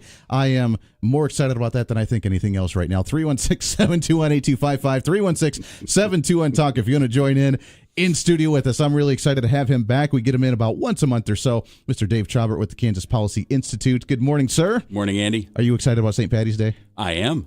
Oh, yeah. We're in the green. It's going to be a great time singing the Irish tunes. Sure. It's a good time. There we are. I am excited for you guys because the Kansas Policy Institute, I mean, you come in every month and we talk about the budgetary issues in the state. We talk about that debate at the tax rates. We talk about the spending and especially when it comes to education or what we need to do to fix some of these issues. And you guys being nonpartisan, you're able to look at strictly what the numbers tell you. And I always say on this show that feelings are not my factual problems, that we're all about the statistics, we're about the data, and we're about the numbers, which is how I try and live my life when it comes to politics. This argument right now with the guns, with the emotional parents being upset when he's saying we need to do something, it's not constructive to the discussion because they're too emotional. When we come to the education argument right now, the argument about the education for our children, and it's all for the children regardless of how much money we dump into it, it's all emotional, non-statistical, and you guys break away from that, which I applaud you for that very much. So first off. Well, thank you.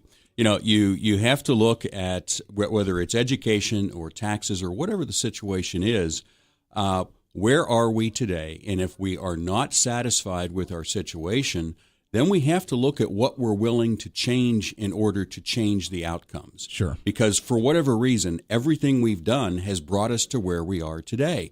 And yet, most often, especially with politicians and people in general, we want to keep doing the same things over and over again and somehow hoping Einstein was wrong, that if we keep doing it over and over again, we're going to get a different result, and it just doesn't happen that way. We'll get a better looking wheel next time we reinvent it. Yeah, right. Yeah, sure. Absolutely. Well, with that, we've been going for years now with this quote-unquote Kansas experiment and the failed Kansas experiment and cutting taxes and how it didn't work.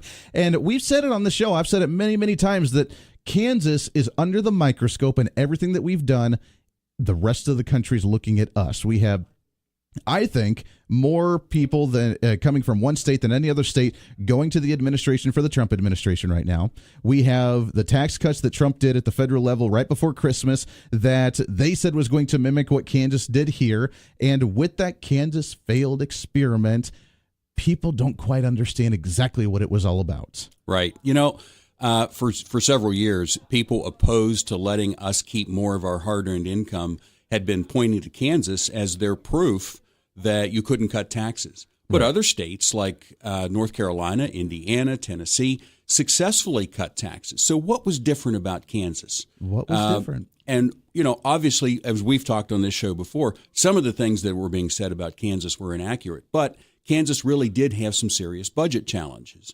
And what we've talked about here, but what we wanted citizens across the country to know is that a lot of those budget challenges were avoidable. There were a lot of mistakes made. And then there were also some other circumstances at play that had nothing to do with tax policy, but still created some budget challenges. And then politics got in the way. Little thing of politics. Politics was out there. You had Democrats and Republicans alike who had no interest in that plan ever succeeding. Sure. They were far more interested in getting reelected and consolidating power. And so you had so many different factors coming into play. We just decided that this important story needed to be told so that citizens and legislators across the country would know, of course, there's some things you don't want to do like Kansas did, but taxes can be successfully cut. Learn from the mistakes that we made here in Kansas and help your citizens benefit from having more effective government that leads to lower taxes. Exactly. And you have written that story, you along with Denadri Herbert, by the way, which I didn't realize she was part of this as well, so that's really exciting. But it's a new book that just came out. What was really the matter with the Kansas tax plan? The Undoing of a Good Idea. The book just came out, and we have some copies. We'll give some away in just a little bit.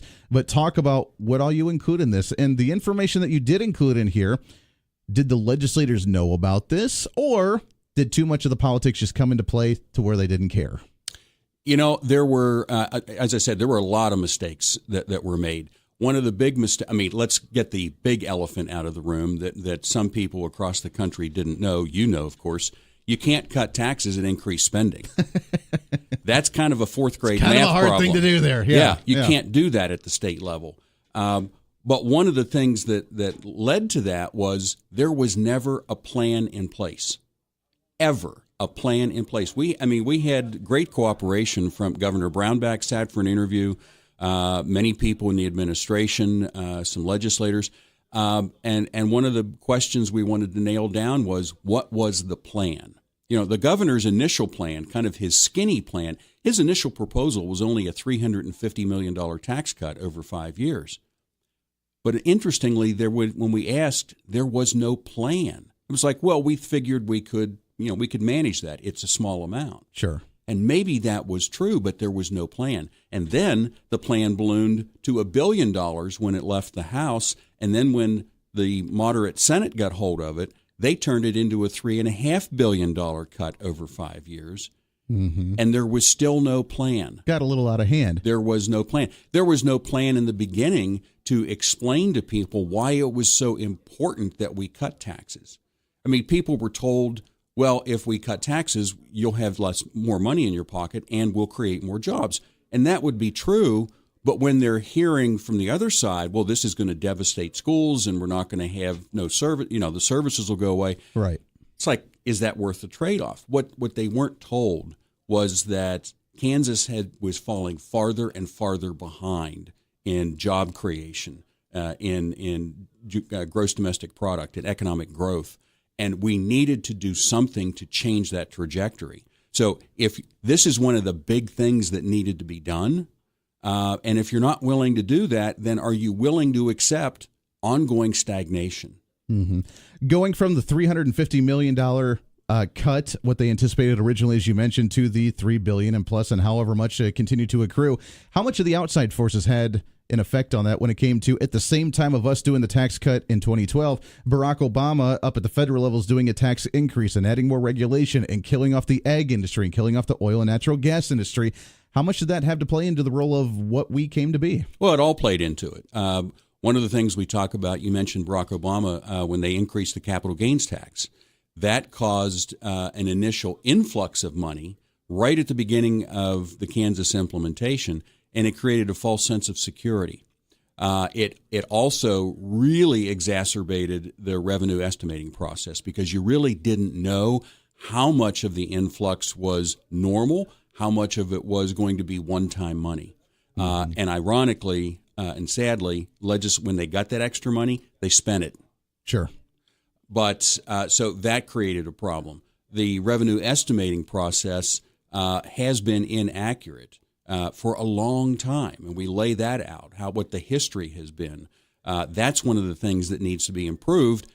And there was a plan presented by Secretary Sam Williams to improve that, and the legislature wouldn't touch it for political reasons. Of course. Wouldn't touch it. We need a better estimating system. Here's what we need to do. No thanks. Yeah, thanks, but no thanks. No thanks. Yeah. And the oil prices falling, which was just global supply and demand, that alone created over $100 million problem, just with severance taxes falling. So we lay out these other circumstances that were at play in the book, too. Let's just say that if you're involved or if you're interested in any type of financial budgetary discussions happening from the state, learning from the Kansas experiment, learning what we can do to make it better, this is kind of the book that you need to read. What was really the matter with the Kansas tax plan? The undoing of a good idea. Dave Trabert with the Kansas Policy Institute. We got to take a break. I know that we got limited time with you today. When we come back, we'll talk about some of the other stuff included in this, along with how many people are going to be reading this and exposed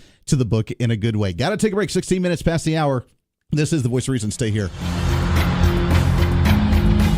The Voice of Reason with Andy Hoosier on the Big Talker, KQAM.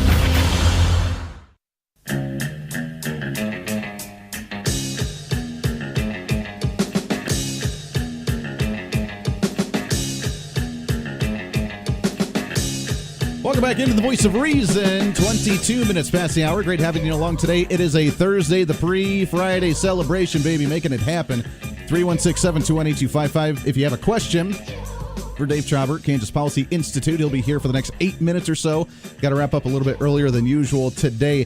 The new book, What Was Really the Matter with the Kansas Tax Plan? Undoing of a Good Idea. We got some copies of the book that we'll give away here in just a little bit. But talking about it, this book is going to be going to a lot of special individuals. Talk about who's all going to get a copy of this. Yeah, we were really pleased, Andy. We have a partnership with the Heartland Institute out of Chicago. Tim Hulskamp. Tim Hulskamp, okay. Right. Yep. And they mail to legislators around the country every week. And so with their assistance, we're going to be mailing a copy of this book to every single state legislator in the country. There's about 8,000 of them. Every state legislature in the country. Every state legislator in the nation is going to get one. Of course, our donors get one. Sure. And it'll be available also. We're going to have a story posted on our website today showing how it's available from the publisher. Next week, he should have it set up so that it's available on Amazon as well. But we want this is as the we were very fortunate. I want to put a plug in for former Oklahoma Senator Tom Coburn. Dr. Coburn wrote the foreword for the book. Very good. And he was he's the budget hawk. And as he says, this is a very important book, especially for people who are concerned about how their money is spent in government, because this is what it really comes down to. The states that tax income spend 42% more per resident providing all the same services as the states without an income tax. They all provide education and highways and social services and so forth. That's what it is. It's about the key to having lower taxes is having efficient, effective government. Sure. We got a caller on the line that I want to get to in a second, so you may want to put on the headset there. But to also, I do want to ask, we did get a question on social media as well about, do you mention the Kansas Supreme Court in this and their effects that it's had on the budget and the educational spending in that portion of it? There is a passing comment on that in the book. But that really was not a problem. That was part of the spending increase, but it was not a required. What they've done so far was by choice. The court didn't order more spending so far. The legislature chose to spend more money on that equity piece. They could have. Now, going forward, the court could order it, but the appropriate response for the legislature would be to say, thank you for your opinion. We'll take it under advisement, because the court cannot order spending increases. Exactly. And the court cannot close schools. There's a statute on the books that prohibits a court from closing schools. Maybe how the Garden City School District, when they got their audit saying that they could save $2+ million, they were like, yeah, thanks, but no thanks. Maybe that's what we should do as the legislators when it comes to the Supreme Court as well. Maybe if they, had a backbone or something. Let's go to the phones here, shall we? 721-8255. Good morning. What's your name? Good morning, sir. It's Drew again. What's going on, sir? Hey, Dave, you've named one and a half of the players that were involved with this. Could you go ahead and comment also about the media's role, local, state, and federal, and even in some cases international? It got that crazy in creating false information, promoting false information, trying to push the media's agenda for itself and for others about the failed tax plan. And you just touched on the court also, but I think the court also had an agenda as well as the official functions that it did. Could you address any of that? Sure. We talk a good bit in the book about examples of how media, in some cases, obviously consciously distorted the facts. We cite a number of examples, local and national media doing that. And there was, in some cases, it was just bold statements in news stories that were nothing more than opinion, that refused to look at the facts. On the Supreme Court, they definitely have an agenda. I mean, think about this. The Supreme Court in 2015, in another case, said, and this is a situation where the legislature passed a law saying that local judges could pick their own chief judge. And the Supreme Court struck that down, saying it was unconstitutional because the legislature didn't have constitutional authority to meddle in their business. That's a separation of powers violation. And they went on to say, you have a duty to resist when someone is trying to infringe on your powers. That's exactly what the Supreme Court is doing. They are trying to tell the legislature, first, you go pass a law by this date and put this something in it that's going to satisfy us. And if you don't, well, we're probably going to close schools. They don't have the statutory authority to close schools. They don't have the constitutional authority to order spending. And so the appropriate reaction from the legislature is to say, thank you for your opinion. We'll talk to you later. We're going to keep schools open and stand up, because this court is focused solely on money and power. It should be more of the, you could put it in the request bin in the corner over there. It is. You know, it's none of this is about the kids. And here's the irony. Even if the legislature did pass that law and pump 600, 800 million more into schools, it wouldn't make a bit of difference for the kids. Because we've tried this before. Other states have tried this before. Spending more money, just spend more money and hope that something will change. It doesn't. Achievement levels haven't changed, and they won't, because there's no accountability. The legislature should tell the court, no thank you, but they should put accountability measures into the school funding law so that schools are required to spend the money appropriately, and if they don't improve outcomes, then the kids can leave and go somewhere else with their state money to get a good education. Exactly. It's the power of knowledge. What was really the matter with the Kansas tax plan? The undoing of a good idea. The latest book, Dave Trabert, Denidre Herbert. It is Kansas Policy Institute coming out, making you understand what happened with our tax cuts, the quote-unquote failed Kansas experiment, the lessons learned from it, and how do we move forward from there. We got about 45 seconds left, Dave, but last time, again, how can people get a copy of the book once everything starts happening? Go to the Kansas Policy Institute website. That's kansaspolicy.org. We'll have a story up today explaining how you can order it directly from the publisher. Next week, the publisher is going to have it on Amazon. And so and then we have a few extras if someone wanted to just write in. We're not allowed to sell books because we're not a retailer. Sure. But for a suggested donation of, say, $10, we'll be happy to mail you a book. There it is, Dave, Kansas Policy Institute. Always great to get you in, my friend. I know it's a little bit shorter than usual this time. We'll get you back in again soon. Great. But good luck with this. Thanks again for writing this. Such great information, and appreciate it. We're going to give some copies away for that, so I appreciate that as well. Thanks, Andy. Always a great time. Dave Trabert, Kansas Policy Institute, taking a break.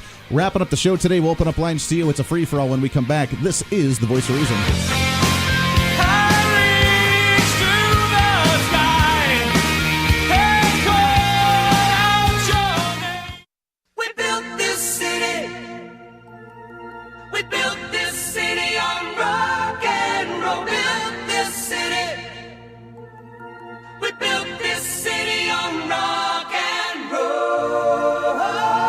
When taxes go up, so do our tempers. Oh my God, no! Fighting for Kansans every day. This is the Voice of Reason with Andy Hoosier. Hey, welcome back into it. Great to have you along today. It is a Thursday. Good morning to you as you're starting off your day, maybe ending your day. Does not matter. We love having you here. Very much so. Broadcasting on the Big Talker KQAM. 36 minutes past the hour. 316-721-8255, 316-721-TALK. Thanks again to Dave Trabert coming in studio. We try and get him on as much as we can with his great intellect, information, and knowledge when it comes to the state of Kansas. We'll get him back in a couple of weeks, but their new book, What Was Really the Matter with the Kansas Tax Plan, The Undoing of a Good Idea. We got some copies of it, and we'll give you a copy here in just a little bit. Hang tight with that one. Let's go to the phones. It's open lines to you for the last half hour, 316-721-8255. Let's go to line number one. Good morning. What's your name? Good morning, Andy. It's Ron. Ron, how are you, sir? Hey, great thought-provoking program today. I appreciate it. Thank you very much. I was, I always say that's the most outrageous thing that I've ever heard. Nothing can top that. Well, last night I was watching Tucker Carlson on Fox, and they had a person from the state of Delaware where they're fixing to pass a regulation that the children in grade schools and kindergarten can decide themselves what gender and what race that they're going to be. And the reason they're not going to tell the parents is they're afraid for the parents' safety, the safety of the child, if they told the parents. Sure. Are you kidding me?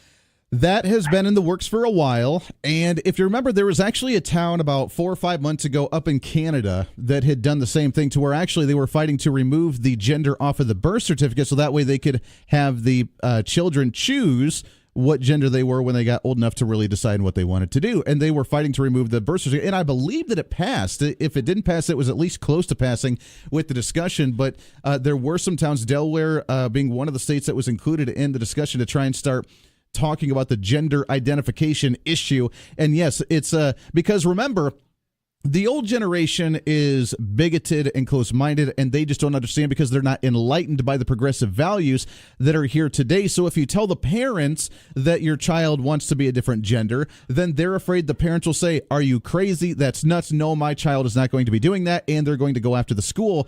So just like how some of the counselors are now having a little more free reign with children because that's their prerogative, apparently, they are allowing the schools to say, you know what, if you choose to be a different gender when you're at school, then we're going to accept you as such, and you don't need to have the parents' permission.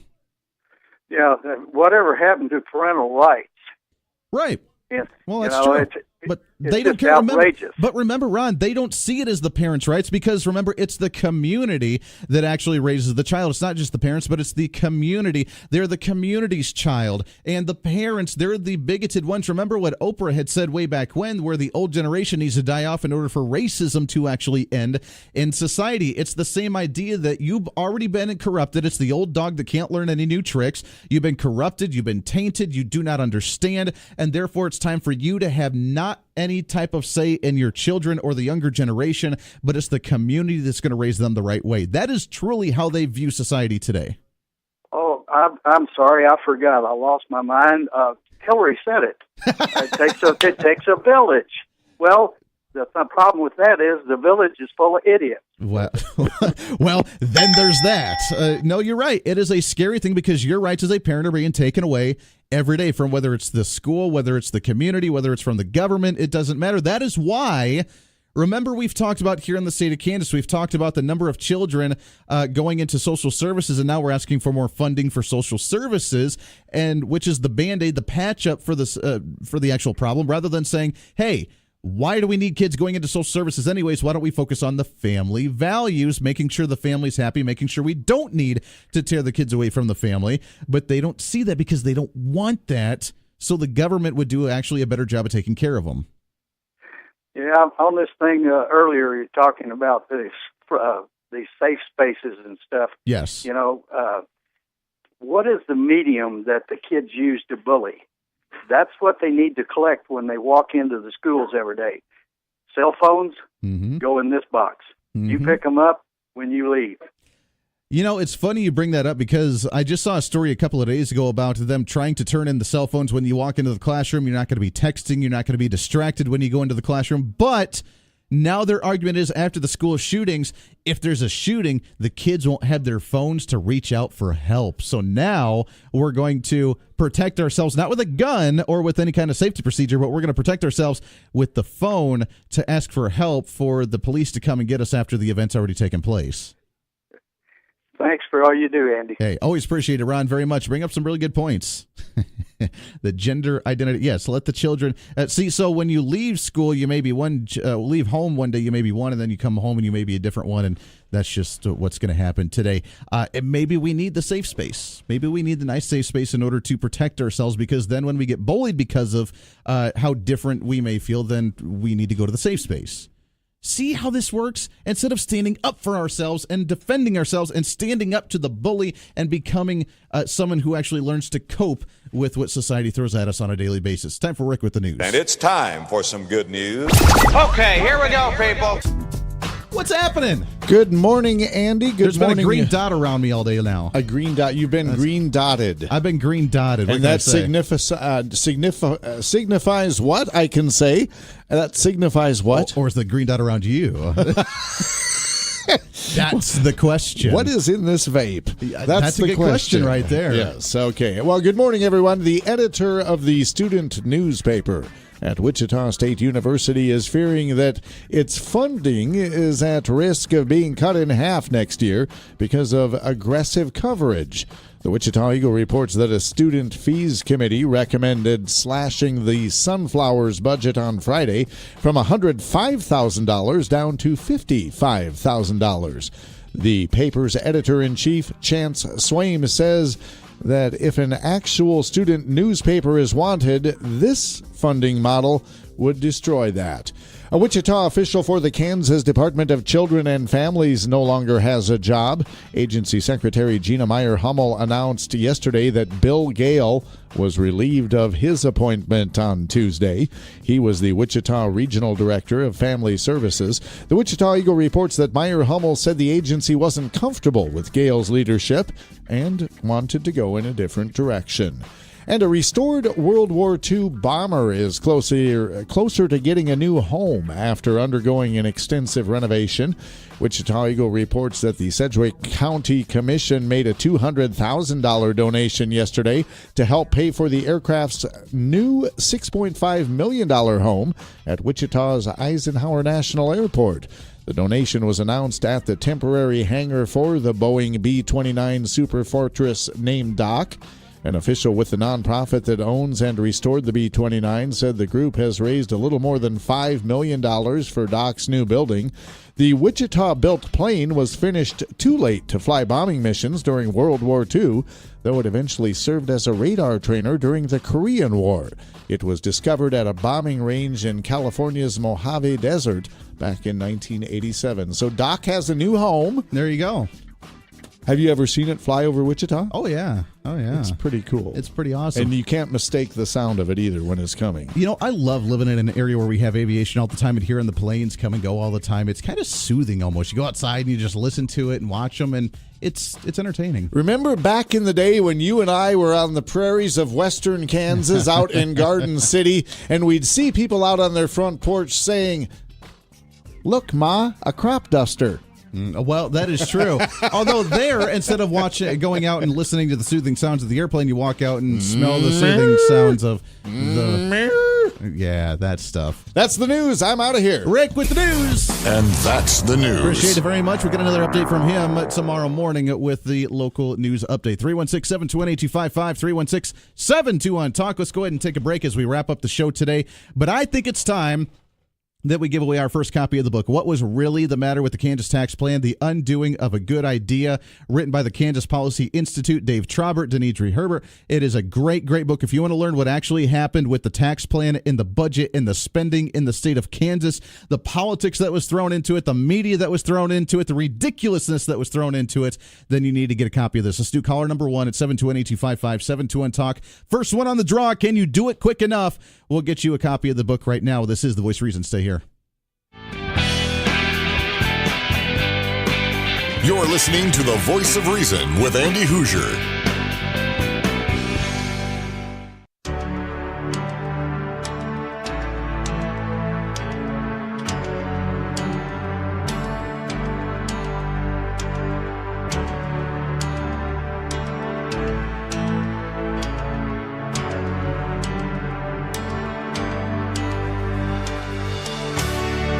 Welcome back into the Voice of Reason, wrapping up the show today. It is a Thursday. We love having you along. Congratulations to our winner for the book. We got some more copies of that we'll give away in the next couple of days, making it happen, because that's just what we do, trying to give you the tools and information to educate yourself, because we're just that cool. 316-721-8255, 316-721-TALK. If you want to join in, it's open lines to you for the next couple minutes as we wrap up the show today, about 9 minutes to the top of the hour. Did you hear the big news? Maybe we should play the news sounder, shouldn't we? Let's do it! The big news of the day. Bernie Sanders' son, Levi Sanders, is now running for Congress in New Hampshire. Oh, there it is. The progressives, they just don't know when to stop. The Democratic socialists. They're not progressives. They're not socialists. They're Democratic socialists, so we can democratically vote them in to take away our rights because we love that so much. The Democratic socialists, Levi Sanders, the son of Bernie Sanders, will now be running for Congress in New Hampshire. Just imagine as we are getting bold in the nation now, bold enough to think that we can trash the Constitution, we can start going for more government programs, we can increase our taxes, increase the regulations where we think it's a good idea to rip and attack and hate everybody who may be making more money than us because they're the rich and elite and they're evil and they're terrible and the world's just a terrible, unfair place and it's a big sob story. And I got to calm myself down here. Can we at least have some therapy here, please? I need a safe space. I need this. I don't know if I can cope with my life nowadays. It's a very stressful situation to be in. I mean, the kids need a safe space. So when their friend tells them something mean, then they can go and they can digest it.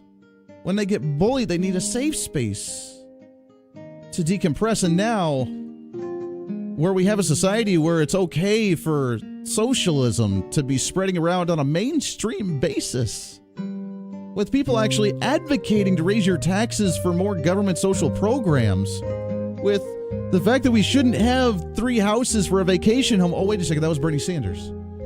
When we shouldn't be having more than a few cars, and we should cap profits and cap how much you're actually allowed to have as an individual. We shouldn't have more than that, and Republicans are I need a safe space right now.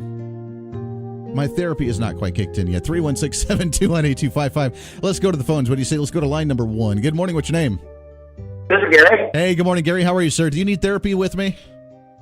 What's that? Do you need therapy as I do? I need therapy after hearing about more socialists getting into Congress. Yeah, I'm trying to find my safe space, but I can't find anyone that I trust to tell me where that is. Exactly. Look for the therapy dogs. They'll usually lead you to it. It's okay. Hey, on the school bullying, yes. A few thoughts. There was an old ad that said, God made man and Colt made man equal. I like that saying. That actually drives it really home there. You're right. All men are equal, but, the Colt may make it a little more equal for those that actually... Well done. I like that. It puts everyone on the same level playing field. These bullies, they don't respect the person they're bullying. Sure. And they probably don't respect anybody's property either. If memory serves me right, one known bully when I went to school pretty much ended up in jail. Sure. Out. And, I was just kind of wondering, do you know, has there ever been a study on where bullies end up at?